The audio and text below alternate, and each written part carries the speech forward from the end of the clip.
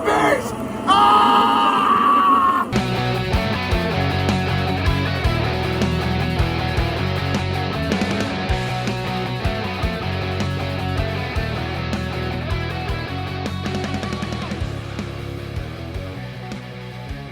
Hello and welcome to another episode of Not the Bees, the Nicolas Cage filmography podcast. I'm Elizabeth. And I'm Megs. And this week we watched 2010's Kick-Ass, starring Aaron Johnson, Chloe Moritz, Nick Cage, Mark Strong, and a whole bunch of Hey, It's That guys. Dave Lizewski is got a weird name, and he's an awkward teenager who lives in Staten Island, New York with his widowed father. He and his best friend Marty and Todd hang out at a comic book cafe, and Dave wonders aloud one day why regular people don't become superheroes. A rich kid from school comes into the shop with his security, and Dave, thinking he's lonely, tries to go over and introduce himself, but is scared off by goons. We cut to some abandoned work site with a man and his daughter. He's teaching her how to take a bullet to the chest with a vest on.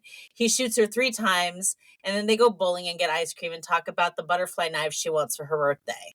Inspired by crimes he sees and his comic books, Dave modifies a wetsuit to become a superhero, but on his first attempt, he's critically injured while confronting muggers. He's left for dead, but someone calls 911. He comes to in the ambulance and tells the EMTs not to tell anyone about the suit. He has multiple surgeries resulting in some bones being replaced with metal, and Dave gains an enhanced pain tolerance. A rumor spreads in school that Dave is gay, allowing him to befriend his crush, Katie Duma. We also learn that the rich kid, Chris, is the son of a local mob boss, Frank D'Amico. Frank doesn't want Chris to know about the business.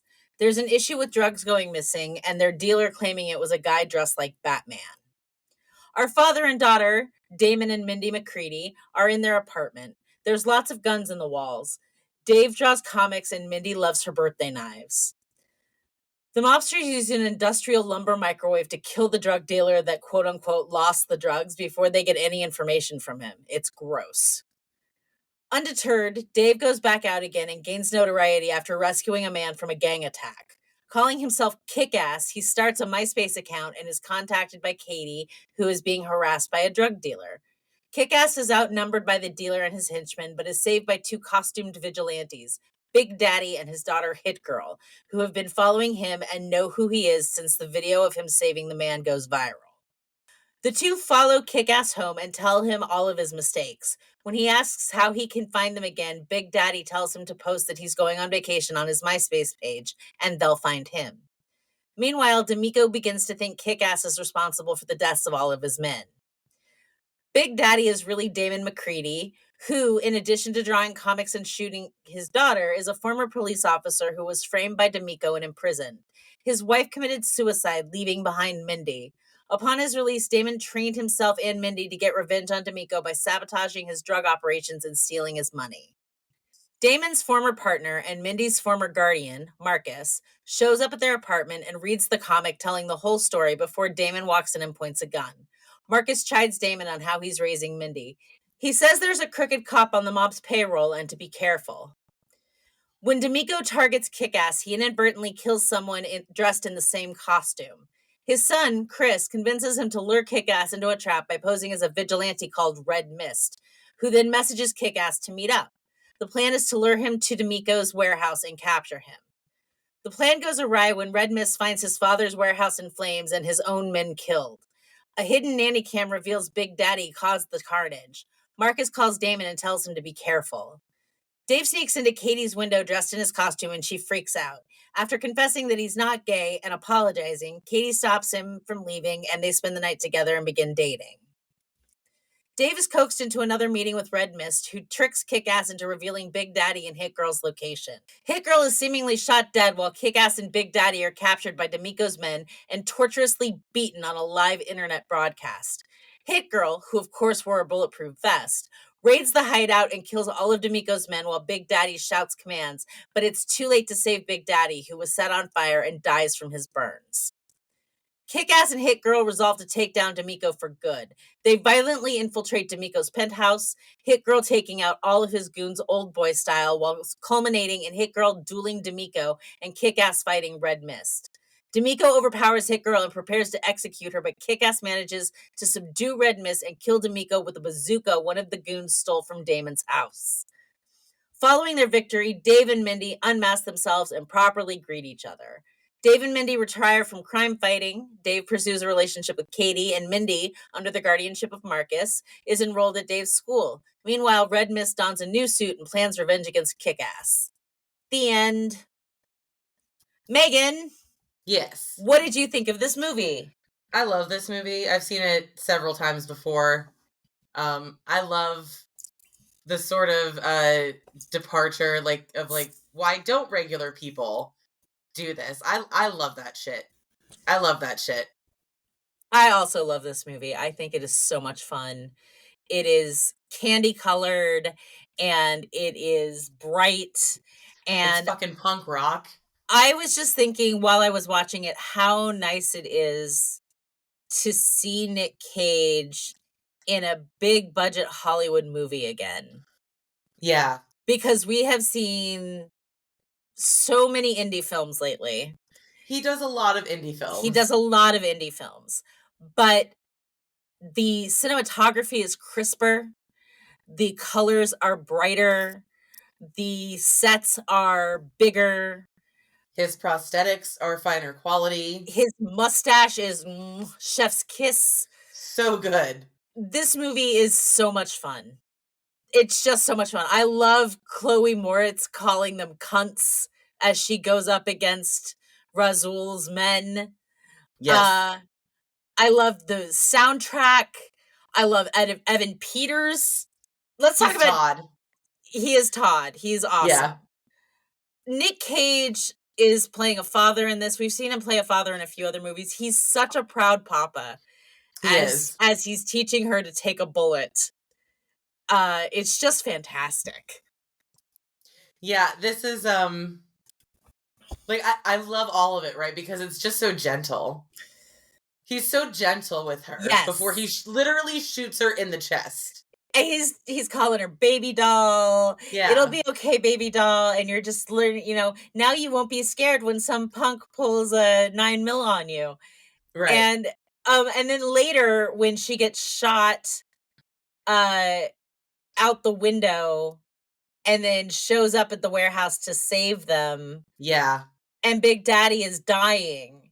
And he's like... Well, he's currently in the act of being burned alive when this happens. Well, no. He's already been burned alive. Oh, yeah. Sorry, I thought you were starting from the fight sequence. No, when he tells her, are you okay? And she's like, yeah. And she goes, getting shot hurt worse than when you did it, Daddy.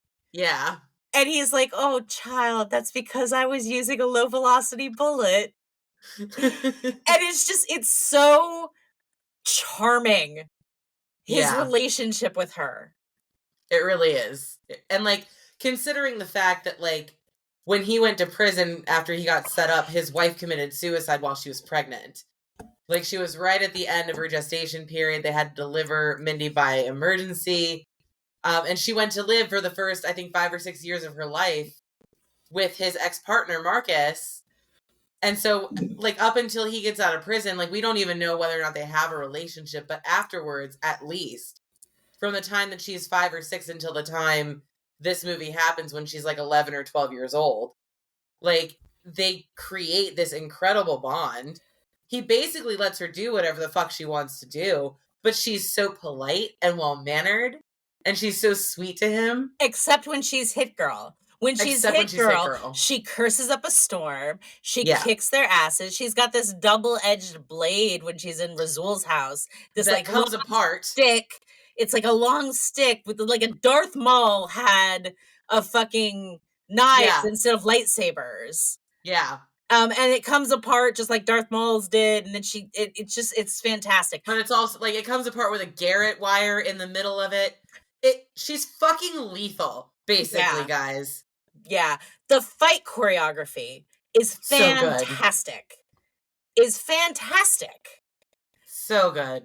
And you can really see it pay off. Not just so when Mindy Hit Girl is fighting, it's fluid and it is beautiful and it is gymnastic. And when Kick-Ass is fighting, he basically is just getting his ass handed to him every moment. And both of those take different types of fight choreography, and they both are done so well. So well. So, especially when you consider, like, Kick-Ass doesn't even really have weapons. He has 2 batons. That's it. Yeah, and a Very taser. non-lethal. Yeah, and a really shitty evidence-leaving taser. I also thought that Nicolas Cage as Big Daddy is, I'm just going to say it, it's every little girl's Batman dream. Yes. Like, he is such a good fake Batman. He is such a good dollar store Batman in this movie as Big Daddy.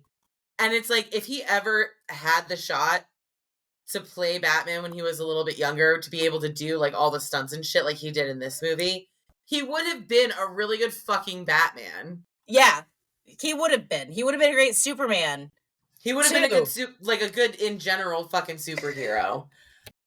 I mean, we did get him as, Ghost Rider, but I mean, that's not him, right? Like, that's not him. That's a fucking prosthetic actor in a green suit. Like, yeah. It's a mocap situation. This movie was directed by Matthew Vaughn, who I love. Yes. He did Stardust. He did X-Men First Class. Yes. He did the Kingsman movies. Yes. Love him so much. Is so good of a director. I did not realize that he directed this until I watched it this time. It's just, the direction is fantastic. There is the directing and the editing are both really, really well done. It's very clean. It is. And that's what I'm saying. That's what I'm saying about it being a big budget return for us.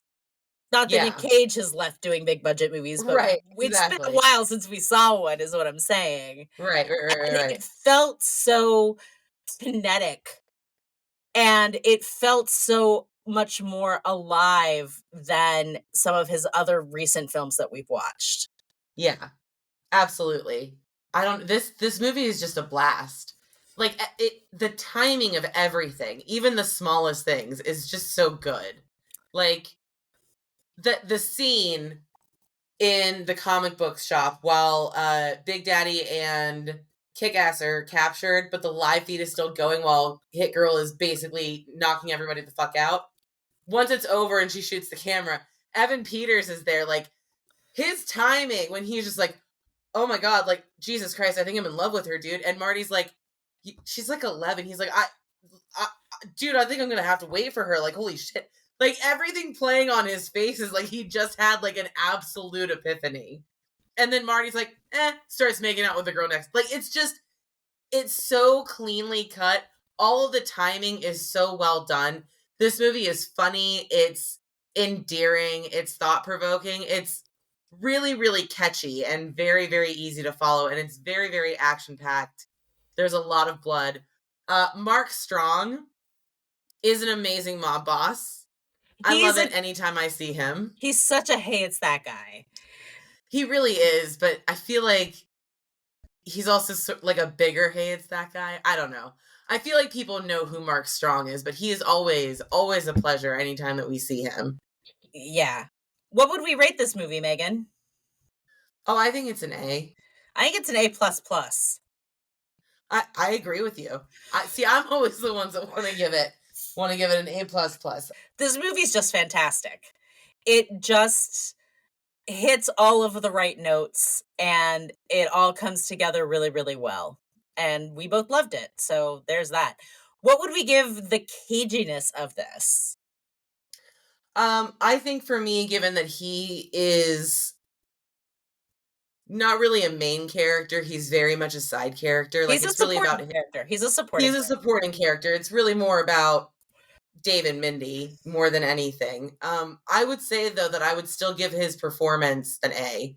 I would too.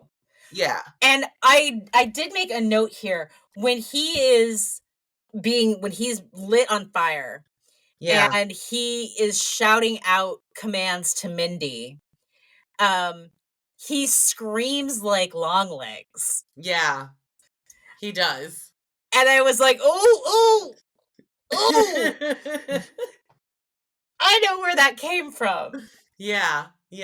But I mean, it's also like it's less breathy than Longlegs, so it's really just the kind of screaming that you would expect him to make, but you expect him to do that kind of screaming when he's in like a more either like a subtle situation where he is being ridiculous or he is being ridiculous as the situation calls for. It's never really just like a loving father screaming to his daughter, like, don't get distracted by me. There is a mission, sweetheart. Yeah. And like, it's like that scene makes me cry. Every time I've seen it, it makes me cry because it like he trained her so well. And she loved him so much. And then she lost him, and that sucks. This movie is so well acted. It's ridiculous. And I don't know anyone that wouldn't have seen this movie already, but if you've not seen this movie, like you should see this movie. There is a sequel to it. I don't think there was a third one. I think there were like talks about it, but I think it ended up getting turned into a book. Nicolas Cage is not in the second one, obviously, because he died in this one. So we will not be watching that, but both of them are fantastic. They complement each other well. It's not a sequel that flopped, so I would recommend this movie. It's highly watchable. It's only 2 hours long, and it's got, I think, 70, 73, 76%? 78% on Rotten Tomatoes. So yeah, I was just looking that up. And the audience score is 81%. So yeah. I have not seen the sequel. I should sit down and watch it because I'm just so entertained by this one. You should. It's very good. I recommend it. It's highly entertaining. All right. Maybe I'll turn that on. Well, that's going to do it for us this week, kids. Thank you so much for listening along, dear audience. If you would like to follow us on social media, we are on Instagram at Not the Bees Pod. We're on YouTube at Not the Bees Pod. We are on Patreon at Not the Bees. And we will see you next week, folks.